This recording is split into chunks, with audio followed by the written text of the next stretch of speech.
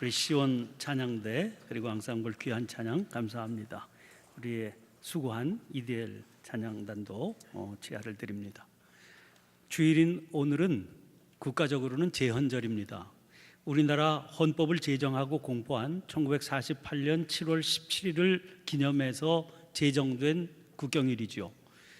사전을 보니까 국가의 헌법이란 국가의 기본법으로서 국가의 구성, 조직, 작용과 기본권 보장에 관한 기본적 원칙을 규정한 근본법이며 최고의 수권법, 이렇게 설명하고 있습니다.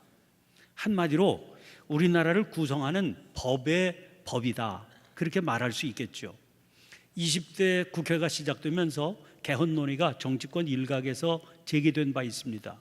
그것은 대통령의 임기나 정부 구조에 관한 내용을 새롭게 바꾸어야 한다 하는 생각들 때문인 것 같습니다. 우리나라의 현재 헌법은 전문과 총 10개장 130개 조로 구성된 법안들과 부칙으로 이루어져 있는 1987년 10월 29일 날 개정 공포된 겁니다. 거의 30년 전의 일이지요. 그 사이에 엄청난 변화가 있었으니까 개정에 관한 논의는 자연스러운 것이라고 생각됩니다. 그러나 개정이 된다 하더라도 손댈 수 없는 헌법 중에 헌법이 제1장 총강, 그 중에서도 제1조일 것입니다. 이런 내용입니다. 1. 대한민국은 민주공화국이다. 2. 대한민국의 주권은 국민에게 있고 모든 권력은 국민으로부터 나온다. 이 조문을 보면 2013년 개봉되어서 누적 관객이 무려 1140만 명에 이른 영화 변호인이 떠오릅니다. 이 영화의 주인공은 세무변호사 송우석입니다. 남들은 뭐라 하든 말든 돈 버는 데만 혈안이 되어서 이름을 날리던 사람입니다. 그런데 이 사람이 우연히 알고 지내던 국밥집 아들이 연루된 사건에 휘말리게 됩니다. 비록 엉터리 변호사지만 그가 만난 재판 현장에서 그는 이 헌법 제1조를 떠올릴 수밖에 없게 됩니다. 법이 제멋대로 집행되는 현장을 보면서 아무리 그래도 이건 아니라는 생각 때문이죠. 작년 7월 달에 여당 원내대표가 자리에서 쫓겨난 일이 있었습니다. 그 일로 온 나라가 소란했고 결국 올해 총선거까지 그 여파가 미쳤었지요. 그때 그가 사직하는 자리에서 언급한 것도 바로 이 헌법 제1조 1항이었습니다. 대통령이 취임하면 선서를 하게 되는데 그 내용이 아예 헌법에 명확하게 규정이 되어 있습니다. 헌법 69조인데 이런 내용입니다. 나는 헌법을 준수하고 국가를 보유하며 조국의 평화적 통일과 국민의 자유와 복리의 증진 및 민족 문화의 창달에 노력하여 대통령으로서의 직책을 성실히 수행할 것을 국민 앞에 엄숙히 선서합니다. 그러니까 대통령의 제일 중요한 직무가 헌법을 준수하는 일입니다. 대통령이 준수해야 될 헌법의 기본은 국민을 주인으로 알고 섬기는 겁니다. 그런데 역대 대통령들을 보면 그게 잘 되지 않는 것 같아요. 왜 그럴까요? 헌법 규정에 따라 선서를 하기는 하지만 건성으로 하기 때문인 겁니다. 최근에는 교육부 고위공직자가 취중의 한 발언으로 심각한 문제가 일어났습니다. 그는 국민들 99%는 개나 돼지 같은 존재라고 했다고 그럽니다. 아무리 취중 발언이라고는 해도 어처구니가 없습니다. 이런 일이 어떻게 일어납니까? 그는 현실로 인정해야 된다 그랬습니다. 그 정도 위치에 있는 사람이 헌법 모르겠습니까? 알기는 알았겠지만 그에게 헌법이라고 하는 것은 지켜야 될 현실이 아니라고 생각해서 무시했기 때문이죠. 그런데 그 헌법 7조 1항이 이렇게 되어 있습니다. 공무원은 국민 전체에 대한 봉사자이며 국민에 대하여 책임을 진다. 그런데 공무원인 자기의 주인이 국민이라고 하는 사실, 그리고 자기가 그 주인에 대한 봉사자로 책임을 져야 되는 존재라고 하는 사실을 무시하게 되는 거죠. 여러분, 그러니 그 공직 수행의 현장이 어떻겠습니까? 주인을 개나 돼지처럼 여기는 무지한 행동으로 나타나게 마련이죠. 그런데 사실 따지고 보면 이런 일은 우리 삶에도 수없이 일어나고 있는 일입니다. 우리 교회 올해표는 다시 처음으로입니다. 올해가 우리 교회 창립 110주년이 되는 해이기 때문에 정한 표입니다. 그런데 여기서 제일 중요한 것이 돌아가야 될 그 처음이 무엇이고 어디냐 하는 그것 아니겠습니까? 그 처음을 분명히 하지 않으면 구호는 그야말로 허망한 구호가 될 뿐입니다. 대통령이나 공무원들처럼 우리도 선서를 했습니다. 당장 오늘도 예배를 드리면서 사도신경으로 우리들의 믿음을 고백하지 않았습니까? 그 믿음의 고백 안에 우리가 서 있어야 될 자리, 그 처음이 다 들어 있습니다. 그런데 우리들이 고백을 드리면서 이 고백을 드리기는 하지만 이건 현실이 아니다 이렇게 생각한다면 입술로는 고백을 했지만 내 삶과는 동떨어진 건성이 되고 말 겁니다. 이 자리에 우리들 중 대부분은 이미 세례를 받은 분들입니다. 세례 의식에 반드시 들어가는 순서가 문답입니다. 집례하는 목사와 세례받기를 원하는 사람이 회중들 앞에서 공개적으로 묻고 대답하는 순서입니다. 그 문답의 내용 가운데 우리들이 붙들고 살아가야 할 믿음의 내용이 다 들어 있습니다. 세례받는 사람은 자기가 그걸 붙들고 살겠다고 다짐한 겁니다. 그러니까 그걸 붙들고 살면 되는 겁니다. 문제는 많은 사람들이 자기들이 뭘 고백했었는지 기억하지도 못한다는 겁니다. 기억하지 못하니 붙들 수가 없지요. 흔들리게 되는 게 당연한 일 아닙니까? 어떤 분들에게는 직분을 받은 때가 있었습니다. 집사가 되던 시간, 권사가 되고 장로가 되던 시간이 있었습니다.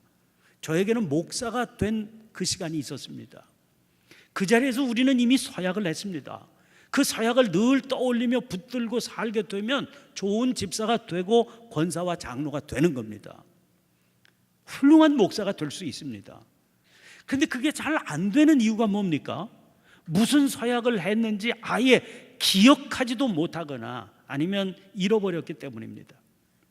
그러니 어떻게 붙들고 살 수 있겠습니까? 유혹이 많고 거친 세상 한복판에서 방향을 잃어버리게 되고 흔들리지 않을 도리가 없게 되는 거지요. 돌아가야 할 그 처음을 묻는 마음으로 붙들게 된 것이 오늘 본문 말씀입니다. 베드로의 두 편지, 베드로전서, 베드로후서는 모두 극심한 박해기에 기록된 문서로 알려져 있습니다. 우리는 교회 초기 시절에 있었던 무서운 핍박 알고 있죠. 믿음 때문에 당면해야 했던 공포와 불안이었습니다. 이 핍박 속에서 사람들은 다양한 반응을 보였을 겁니다. 수많은 믿음의 사람들이 이 무서운 핍박 견디지 못하고 믿음의 길에서 떨어져 나갔겠지요. 때로는 핍박의 고통을 감당해 나가고 있는 사랑하는 교우들을 바라보기만 해야 할 그런 때도 있었을 겁니다. 오늘 본문 1절이 어떻게 시작이 되고 있습니까? 예수 그리스도의 종이며 사도인 시몬 베드로는 우리 하나님과 구주 예수 그리스도의 의를 힘입어 동일하게 보배로운 믿음을 우리와 함께 받은 자들에게 편지하노니. 제가 설명드린 그 당시의 상황을 떠올리시면, 그러면서 이 구절 읽어보시면 얼마나 비장한 자세로 그가 이 편지를 썼을지 조금은 느낄 수 있지 않겠나 싶습니다. 특별히 그가 베드로였다는 이 사실이 대단히 중요합니다. 물론 학자들 중에는 이 편지는 누군가가 베드로의 이름을 빌려서 후대에 쓴 것이다 그렇게 주장하기도 합니다.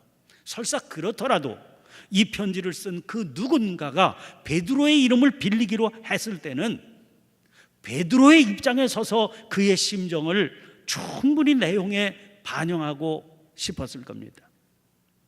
여러분, 그 베드로가 경험했던 사건을 떠올려 보세요. 누가복음 22장에 등장하는 예수님께서 십자가를 지시기 전날 밤의 일입니다. 마지막 만찬의 자리였습니다. 주님께서 떡을 주시며 이건 당신의 몸이라고 하셨고, 포도주를 주시며 이건 당신의 피라고 하셨습니다. 그리고 나를 파는 자의 손이 나와 함께 상 위에 있도다 하셔서 제자들끼리 우리들 중에서 이 일을 행할 자가 누구일까 수군대던 자리였습니다. 심각한 분위기였겠죠. 그런데 그 자리에서 제자들 사이에 누가 크냐 하는 다툼이 있었다는 겁니다. 이 모습을 보신 주님께서 특별히 베드로를 지목해서 이렇게 말씀하셨습니다. 31절 32절입니다. 시몬아 시몬아 보라, 사탄이 너희를 밀가부르듯 하려고 요구하였으나 그러나 내가 너를 위하여 내 믿음이 떨어지지 않기를 기도하였노니 너는 돌이킨 후에 네 형제를 굳게 하라. 이 말씀을 듣고 많이 민망했던 모양이지요. 베드로가 말씀을 드립니다. 주여, 내가 주와 함께 오게도 죽는 데에도 가기를 각오하였나이다. 그러자 주님께서 말씀하십니다. 베드로야, 내가 네게 말하노니 오늘 닭 울기 전에 네가 3번 나를 모른다고 부인하리라. 결과가 어떻게 되었습니까? 말씀하신 그대로 이루어지지 않았습니까? 그것이 베드로의 생생한 경험이었습니다. 자기 스스로 이런 생생한 경험을 했던 베드로였기 때문에 핍박의 자리에 있는 성도들을 향한 그의 권면 또한 아주 생생하고 실제적인 것일 수밖에 없었을 겁니다. 그런 의미에서 오늘 본문의 마지막 부분이 새롭게 다가옵니다. 10절 11절입니다. 그러므로 형제들아, 더욱 힘써 너희 부르심과 택하심을 굳게 하라. 너희가 이것을 행한 즉 언제든지 실족하지 아니하리라. 이같이 하면 우리 주 곧 구주 예수 그리스도의 영원한 나라에 들어감을 넉넉히 너희에게 주시리라. 요한복음 15장 16절입니다. 너희가 나를 택한 것이 아니요 내가 너희를 택하여 세웠나니. 우리들은 누구든지 주님께서 불러주시고 주님께서 택해 주셨기 때문에 성도가 된 겁니다. 그런데 성도가 되었지만 누구든지 실족, 즉 넘어질 수 있는 겁니다. 탈락자가 될 수 있다, 그 말이지요. 그 말은 하나님께서 친히 불러주시고 택하셨음에도 불구하고 영원한 나라에 들어가지 못하게 될 수도 있다, 그 말입니다. 우리는 누구든지 흔들릴 수 있고 믿음이 떨어질 수 있습니다.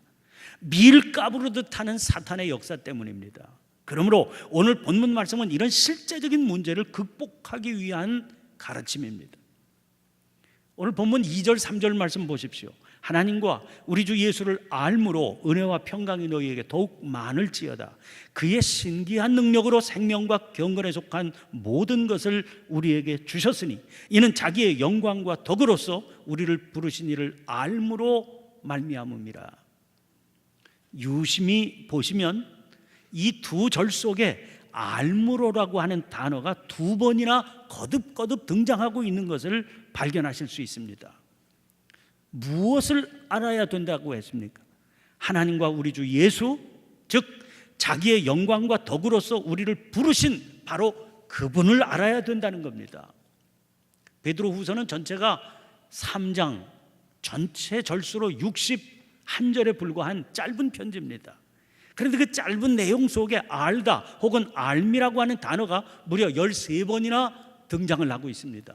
그만큼 중요하게 취급하고 있는 주제가 되는 단어로구나 하는 증거지요. 성경에 등장하는 안다는 말은 단순한 지식이 아닙니다. 베드로는 누구보다도 히브리적인 배경을 가지고 있는 사람입니다. 그가 안다 하는 말을 썼을 때는 사용된 단어가 헬라 말이든 어떤 말이든 그게 무엇이었든 배경에는 히브리 말 야다라고 하는 말이 자리를 잡고 있었을 겁니다. 신학자 토마스 그룸은 안다고 하는 히브리 말 야다를 이렇게 설명했습니다. 히브리인들에게 있어서 야다는 머리에 의해서라기보다는 마음에 의해서 아는 것이며 활력 있는 경험 속에 적극적이고 의도적으로 참여함으로써 생기는 것이다.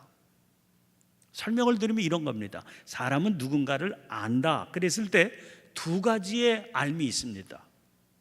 그 사람에 대해서 지식으로 또는 객관적으로 아는 겁니다. 누군가에 대해서 인터넷을 뒤져보면 신상이 다 공개되어 있습니다. 그것을 쭉 읽고 그 사람에 대해서 내가 잘 알고 있다 이렇게 생각할 수 있지요.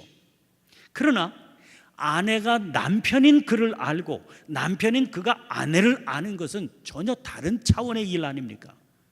베드로가 사용하는 알은 후자의 암, 그러니까 머리가 아닌 마음으로 아는 알미고 지식이 아닌 아주 생생하고 깊은 삶의 관계를 통해서 아는 알미입니다. 베드로는 우리가 하나님을 그리고 예수 그리스도를 바로 그렇게 알게 되기를 바랐습니다. 무슨 이유 때문입니까? 그가 그의 신기한 능력으로 생명과 경건에 속한 모든 것을 우리에게 주셨기 때문입니다. 여기 모든 것이라고 그랬는데 그것은 4절에 보면 보배롭고 지극히 큰 약속이기도 합니다. 이 약속에 대한 4절의 설명을 유진 피터슨은 이렇게 번역해 놓았습니다. 그 약속은 여러분이 욕망으로 얼룩진 세상에 등을 돌리고 하나님의 생명에 참여할 수 있는 입장권입니다. 그런데 문제는 그 약속이 입장권이라는 데 있습니다. 좋은 공연 입장권을 선물 받았습니다.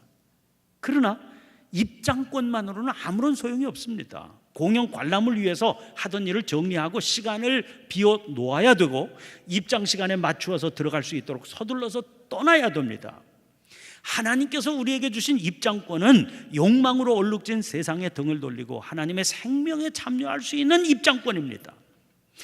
그런데 그 입장권이 효력을 발휘하려면 우리가 해야 할 일이 반드시 있겠지요. 그래서 이어지는 5절이 그러므로 너희는 힘써 이렇게 시작이 되는 겁니다. 5절부터 7절까지 말씀입니다. 그러므로 너희가 더욱 힘써 너희 믿음의 덕의 지식을, 지식의 절제를, 절제의 인내를, 인내의 경건을, 경건의 형제 우애를, 형제 우애의 사랑을 더하라. 주목해 보면서 강조해야 될 것이 너희가 더욱 힘써 이런 표현입니다. 그러니까 이건 자동적으로 주어지는 게 아니라는 걸 알 수 있죠. 이 더욱 힘써를 새번역과 공동번역은 열성을 다하여 이렇게 번역하고 있어요. 그러면 우리가 열성을 다해서 더욱 힘써야 할 것이 어떤 것입니까? 믿음의 덕, 지식, 절제, 인내, 경건, 형제 우애, 사랑을 더하는 겁니다.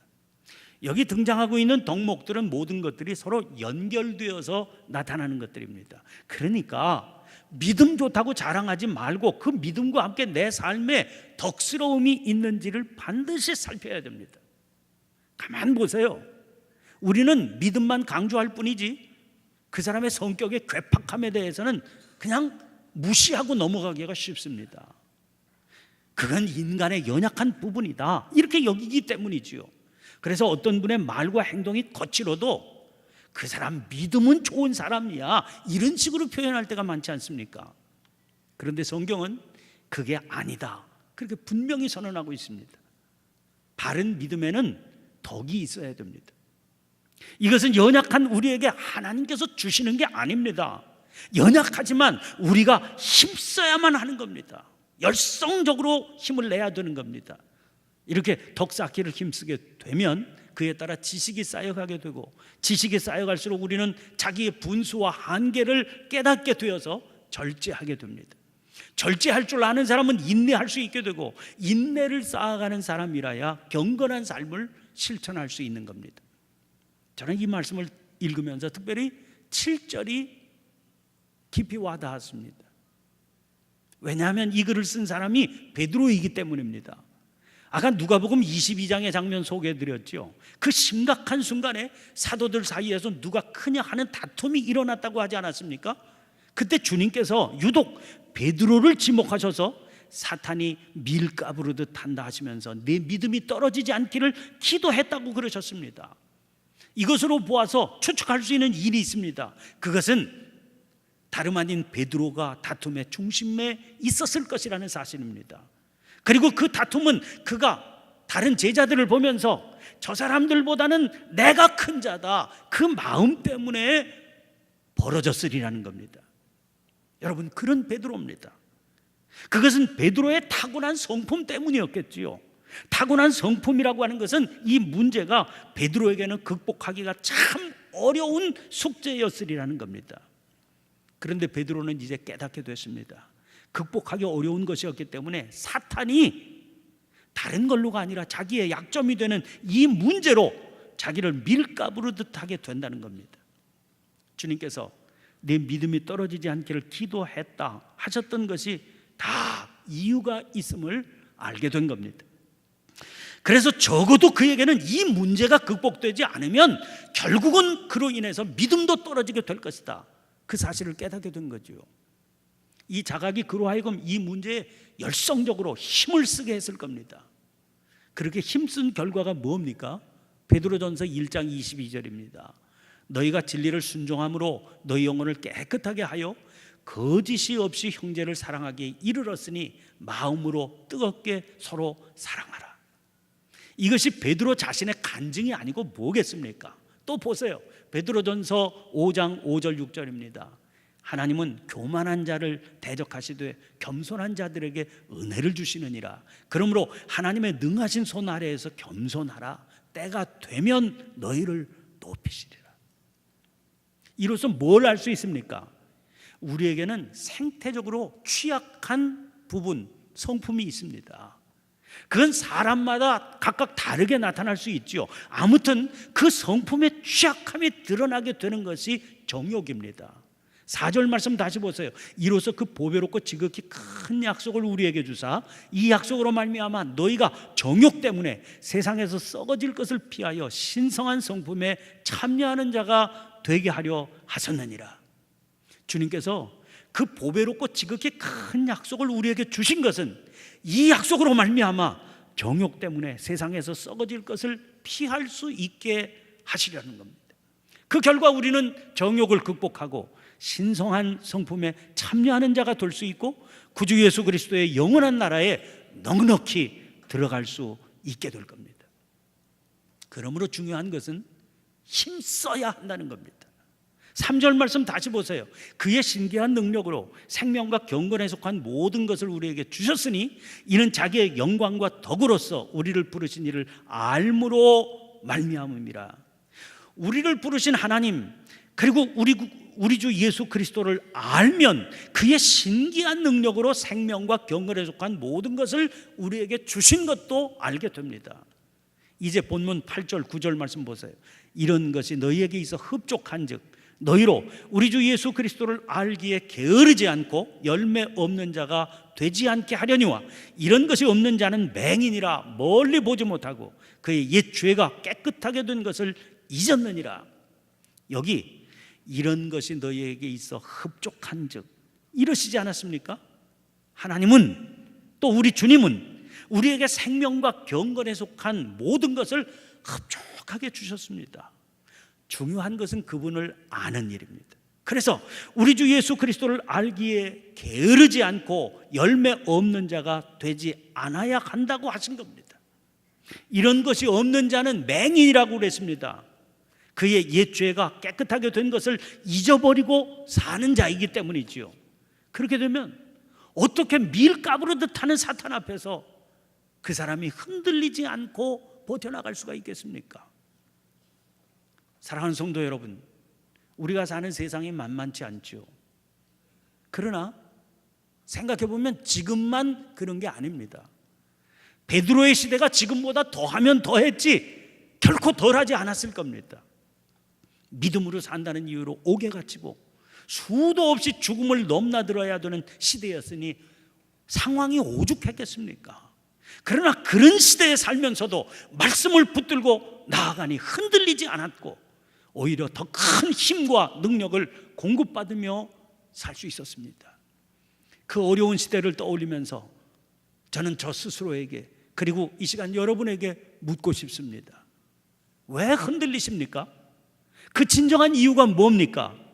믿음으로 살기에 세상이 그리고 환경이 너무 어렵기 때문입니까?